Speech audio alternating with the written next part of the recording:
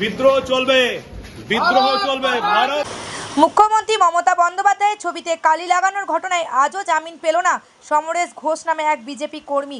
মুখ্যমন্ত্রী মমতা বন্দ্যোপাধ্যায়ের ছবিতে কালি লাগানোর ঘটনায় সমরেশ ঘোষ নামে এক বিজেপি কর্মীকে দুদিন পুলিশ রিমান্ডে যাওয়ার নির্দেশ দিয়েছিল আদালত।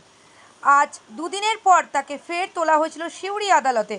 আজ পুলিশের পক্ষ থেকে রিমান্ড চাওয়া হয়নি, যদিও পুলিশের পক্ষ থেকে আদালতে জানানো হয়েছে এই ঘটনায় দুদিন পুলিশ রিমান্ড নেওয়া হলেও তাকে জিজ্ঞাসাবাদ করা সম্ভব হয়নি, কারণ তিনি অসুস্থ হয়ে হাসপাতালে ভর্তি ছিলেন। 14 তারিখে ফের আদালতে তোলার নির্দেশ দেওয়া হয়েছে এবং জেল হেফাজতে পাঠানো হয়েছে সমরেশ ঘোষকে। তিনি সুস্থ হলে ফের রিমান্ডে নেওয়া হতে পারে পুলিশের পক্ষ থেকে। যদিও এই পুরো বিষয়টাতে রাজনীতি দেখছে বিজেপি। বীরভূম সাংগঠনিক জেলার বিজেপি সভাপতি তিনি বলেছেন, একটি ধারা নতুন করে যোগ করা হয়েছে যার সাথে মূল অভিযোগের কোনো ভিত্তি নেই।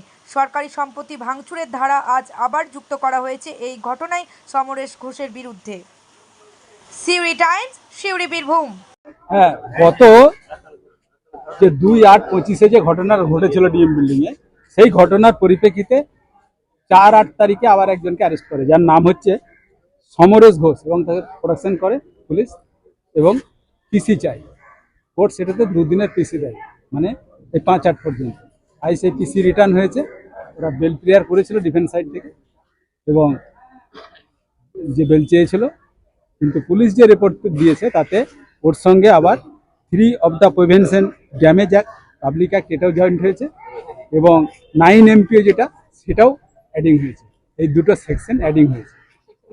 আর ওই সরকারি জিনিসপত্র ভাঙচুর এইসব। আর আসামিকে পিসিতে নিয়ে গিয়ে পুলিশ কোনো ইন্টারোগেশন করতে পারেনি, কারণ আসামি গিয়েই সেখানে অসুস্থ হয়ে পড়ে এবং হসপিটালাইজ করতে হয়, যার জন্য পুলিশ তাকে সুস্থতার জন্য আজকে কোর্টে প্রডিউস করেছে, এবং আজকে আর রিমান্ড চাইনি। আবার সুস্থতা হলে হয়তো রিমান্ড চাইবে। সুস্থতা এসে আজকে বেল প্রেয়ার রিজেক্ট হয়েছে। 11/8/2025 সিডি কলফার করেছে এবং প্রোডাকশন ডেট রেখেছে 14/8/2025। 8জনকে একসাথে। হ্যাঁ, একসাথে করেছে। আমার নাম Muktab Hossain, APP, CGM code, Birbhum CM. পুলিশের কাছে সেকশন অ্যাড করার আছে, অ্যাড করেছে, কিন্তু মানুষের মনে সমরেশ সহ যে 7 জন ভিতরে, মোট 8 জন ভিতরে আছে, তারা মানুষের মনে জায়গা করেছে।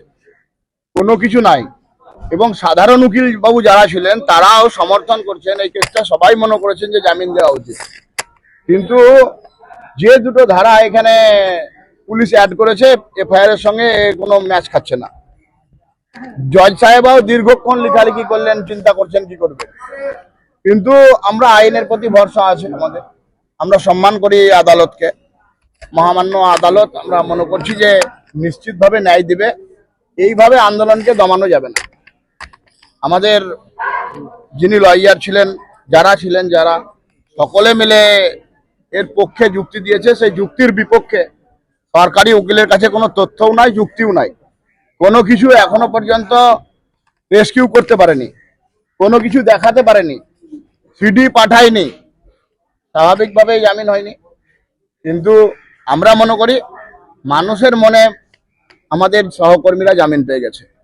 আটকে রেখে এভাবে ভীতি প্রদর্শন করে, মিথ্যা কেস দিয়ে, মিথ্যা মামলা দিয়ে, মিথ্যা ধারা যোগ করে এইভাবে বেশি দিন টিকা যাবে না।